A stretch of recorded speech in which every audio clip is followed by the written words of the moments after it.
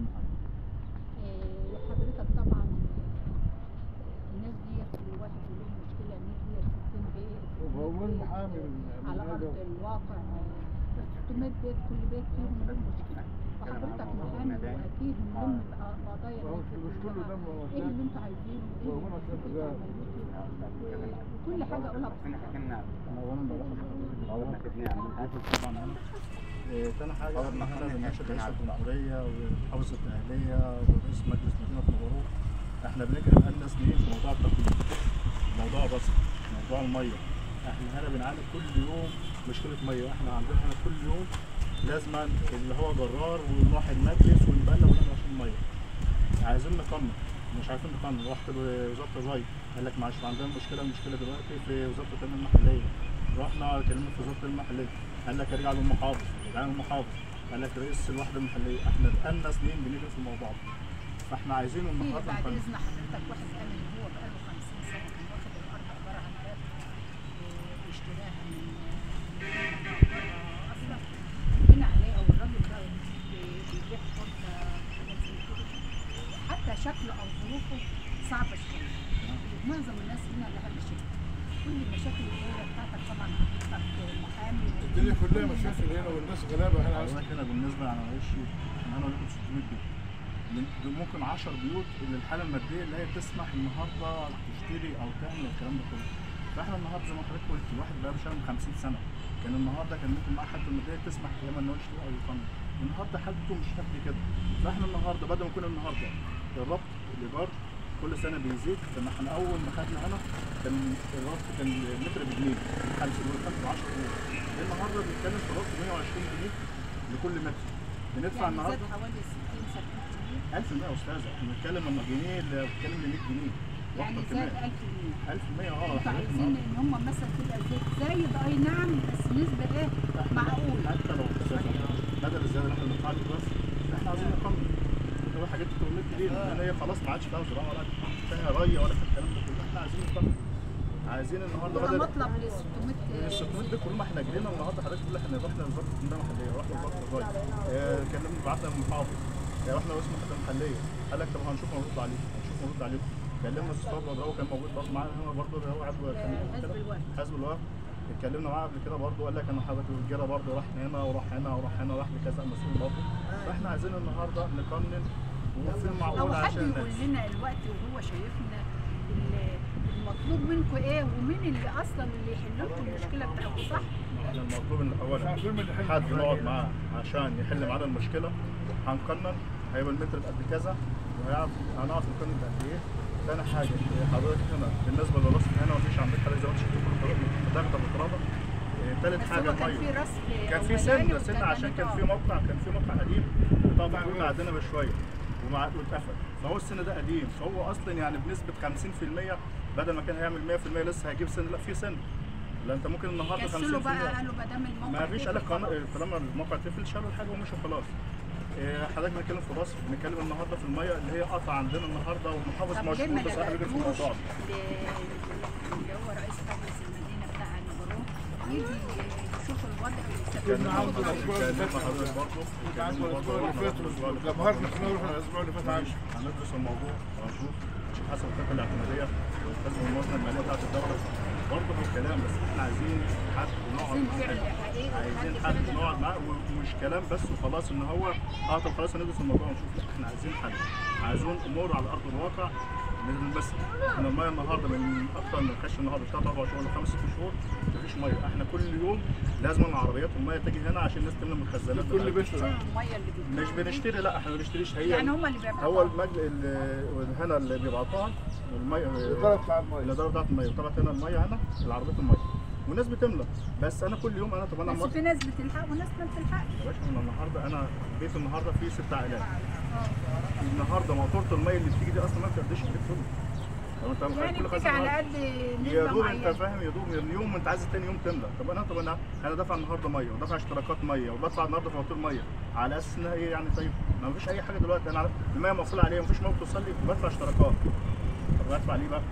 يعني هي دي المشكله دايره معاكم بقى لها شهور ولا هي الفتره دي؟ حضرتك النهارده بقى لها شهور اتكلم في تصحيح المباني برضه كان هو صدور الطلب تحسي طبعا من الآن. طلب تاني. احنا بنتكلم عايزين نقنن وبعد كده يبقى في يعني ايه تسريح حوالي. يعني احنا ايوه عايزين انا نقنن بتكلم عن النقطه دي، بتكلم عن النقطة هو دي. التقنين معنى ان كده ان في صلح مع الحكومه في كل حاجه. انما النهارده اخد تصريح بناء عليه وانا لسه ما ابتديتش حاجه. فاحنا بنتكلم عايزين يبقى في تقنين عشان بعد كده نتكلم في التسريح وبعد كده ناخد مرات التسريح. فاحنا بنتكلم النهارده بنطالب بالتقنين ب 600 بيت كلهم بالسعر العادل برضه اللي حسب كل ظروف كل واحد برضه حسب هنا السعر قد ايه بالظبط. تاني حاجه بنتكلم النهارده مشكله الميه، مشكله الرصف هنا، مشكله النور النهارده برضه مشكله برضه هنا. يعني في مصانع قدام هنا سحبت الكهرباء. مش كهرباء النهارده انا بيتي انا عداد عندي بعد ما كان النهارده الكهرباء كانت 230 ولا 220 انا النهارده 180 170. انا ثلاجه عندي مصر عندي النهارده بتاع يعني المصانع اللي فتحت قريب دي اخذت الكهرباء اخذت الكهرباء فخلت تجولكم زاد بنسبه الحمل ضعيفه. زاد الحمل على المنطقه كلها. طب ما هو ممكن حد برضه هيبني في المنطقه هياخد الكهرباء اكتر يبقى بعد كده انتوا ما عندكوش. يا استاذ احنا بنتكلم النهارده المفروض دلوقتي في خط الدوله. هم ليه ما بيعملولكوش عايز كشك اكبر او ما احمر احنا اكبر النهارده مفيش. عايزين خط الدوله اللي هو المسؤول النهارده عن مرفق الكهرباء النهارده اللي هو التصريح النهارده انا عنده لكم في المنطقه دي 600 بيت زادوا بقى 100 بيت بقى زادوا 100 بيت كمان بقى 700 بيت. ومع السنين المفروض زادوا هيمر. حمل المفروض النهارده ان انا بزود نكشاك او بزود الحمل بتاع النهارده الأحمال تشيل عشان الناس البيوت. تشيل عشان الاحمال تشيل. انما النهارده انا كنت عملت الكشك على قد بتاع 200 بيت. النهارده في ناس بنت النهارده في مقنن في مش مقنن او في النهارده اللي كان باني بتسريح وفي باني من غير تسريح. طب النهارده انت حضرتك حمل زاد. طب النهارده طب ما اللي باني بتسريح بعد اذن حضراتكم يعني معنى كده ان الحكومه موافقه من الاول في الملك على ان في هو الملك يا ايه استاذه ورا. يعني برضه في ملك ورا هنا. ورخصوا اللي في الملك في ملك ورخصوا لهم عادي. رخصوا للي فيه. يعني هو اللي جزء في ملك ورا ده ساعات جزء. يعني في ملك ورا ده رخص. وانتوا انما لا- طبعا الري ما فيش طبعا ما فيش لان ده مبني من سنين انا ممكن من سنه 90 ومن سنه 80.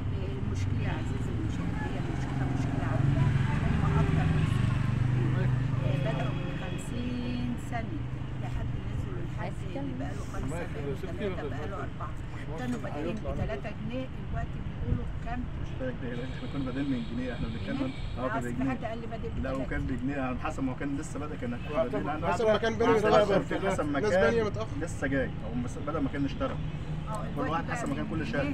احنا كنا عندنا احنا من جنيه بنتكلم النهارده الرابط عايز 120 جنيه النهارده على المتر اللي هو النهارده بتتكلم 1000% النهارده. يعني كل بيت بيدفع له في السنه 30000 انا و35000. النهارده مطلوب بدل ما كنت بدفع 100 جنيه في السنه مين اللي هيدفع 35000 انت لو مأجر مش هتدفع المبلغ ده. ايجار سنوي. هي دي مشكله بيعانوا منها اهل البلد كلهم. تصوري اهل البلد يعني ايه هي الاعداد بتتزايد لان هم فعلا متضررين.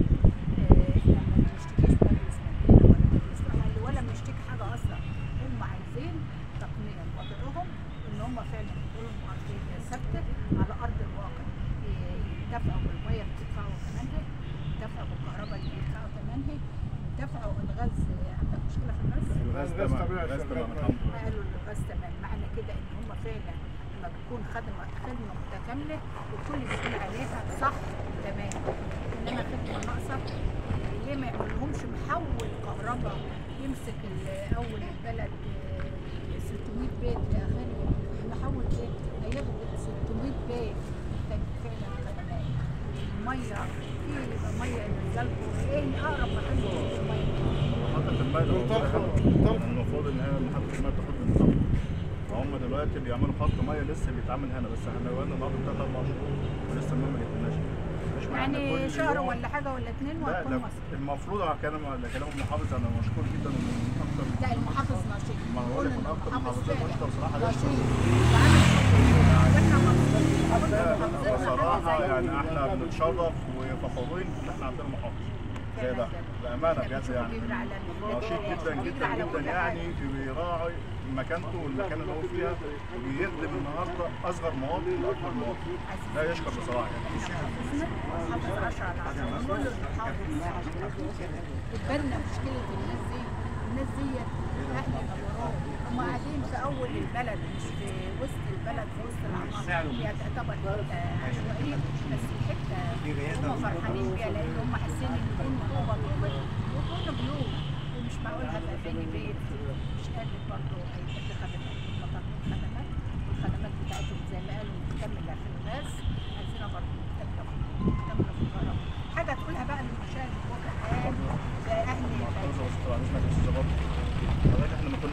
عشان ندفع بتاع الايجار، قال لك احنا بنحاسبك باثر رجعي سنه ونص. اللي هو المفروض انت دلوقتي بتحاسبني باثر رجعي سنه ونص ازاي؟ يعني كنا ننبأك قبلها بشهر باتنين. ما احنا حضرتك دلوقتي عشان قال لك لا انت هتدفع لي بسنه ونص، اللي هو انا النهارده ربطت لك النهارده على السنه ونص دي 150 جنيه ولا 170 جنيه.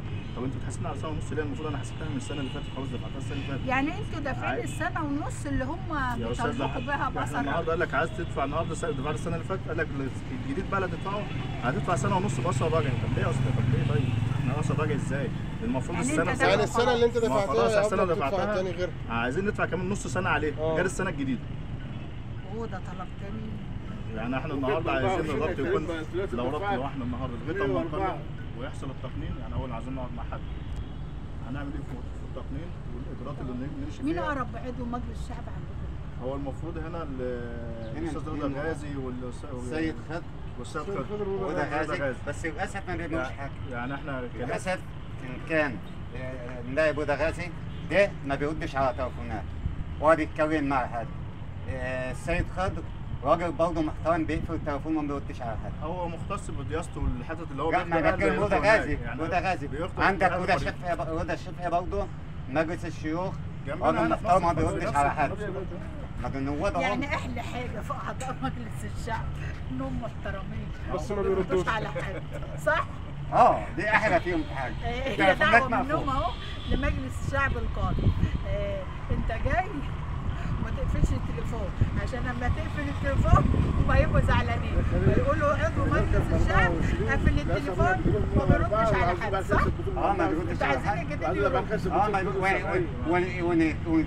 يعطيك جواز وما يردش، يا اما يقفل التليفون يا اما يسيب الجواز تقعد ترن في دماغه هو يسال عنك. احنا مش عايزين رن، احنا عايزين من المباراه عضو مجلس الشعب القادم يبقى بيحب البلد والبلد بتحبه ويفتح تليفون. المفروض تليفونك مفتوح ل 24 ساعه وده اللي احنا بنعمله. الشعب النهارده والمواطن اختارك النهارده تمثله النهارده مجلس الشعب حل مشاكل وتقف جنبه. انت حضرتك النهارده بتعمل لمصلحتك وبس، الناس اللي قريبه منك بالنسبه للناس اللي انتخبتك وكده وراك النهارده وقفت وراك النهارده اللي هم اهل دايرتك اللي هو انك انت اصلا بتمثل اللي هو انت بتمثلهم في مجلس الشعب. انت النهارده ليه؟ انت النهارده مالكش دعوه يعني حد بيكلمك اللي هو انا في مشكله او في اي ظرف النهارده انت اللي بتمثلني النهارده تحلني. بس هم بيجوا قبل الانتخابات بشويه مع حضرتك اللي هو انت فاهم الجلابيه البلدي والمياتم جري والافراح جري. طب وبعد كده انا عايز انا عايز المشكله. طب ما انتوا ما استغلتوش الفرصه ديت والانتخابات على الابواب. ما هو لسه كمان شهر هتلاقي جاي لك هنا يا استاذ، شهر ولا شهرين كده هتلاقي مشاكلكم تتحل. مش هتتحل برضه، هيجي يقف جنبك شغل. احنا عايزين المشكله تتحل من عند ربنا. طبعا ما تحلش على ايد وبعدين يا استاذ احنا بنتكلم النهارده يعني كرئيس جمهوريه يعني احنا اولاده ويعني ربنا يديله الصحه. بس بصراحه محافظه الدقهليه برضه من انشط المحافظين اللي موجودين على مستوى الجمهوريه. يعني احنا يعني ربنا رزقنا رئيس جمهوريه ومحافظ برضه رئيس مجلس الوزراء انا برضه صابر برضه الناس المحترمه. بس احنا عايزين اللي يجي يقعد معانا ونحل ونشوف الربط على كام بالنسبه للبيع ونقنن اجراءاتنا. تاني حاجه لو في ايجار يبقى الايجار حتى يبقى ثابت، مش كل سنه النهارده تربط لي بسعر مختلف وتقول لي بسنه راجع سنه ونص. لا اربط لي وليكن افترض لغايه ما اقنن اربط لي وليكن الايجار بتاعي 50 جنيه. يعني انتوا استعداد التقنين بعد سنه او اثنين؟ مش بعدين من دلوقتي، احنا مستعدين من دلوقتي. يعني لا قصدي يعني هي تبقى سنه او اثنين وبعد كده مشاكلكم تبقى. انا لما اجي النهارده بدفع النهارده 340,000 في السنه النهارده. طب انا بدفع بدل 340,000 جنيه، طب ما انا احط فلوس التقنين عليها تبقى ملك ليا بدل ان انا كل سنه اروح ادفع لي 340,000. يبقى هو ده المطلوب، هم يتحط فلوس التقنين زي ما الحكومه تقننه هم هيدفعوا بدل ما هم بيدفعوا كل فتره. بس كانوا بسعر كل سنه بسعر مختلف. يعني التقنين يسمح للناس اللي يقدر يدفع برضه مش تقنين مثلا في العالي مش ارقام فلكيه، مش سعر الناس سعر الناس. طب انت عاوز تقول ايه؟ لا راح حاجه سعيده. صلي يا هند، صلي على ما الحاج سيد. لا قاعد يرن عليك. صلي على ما الحاج سيد.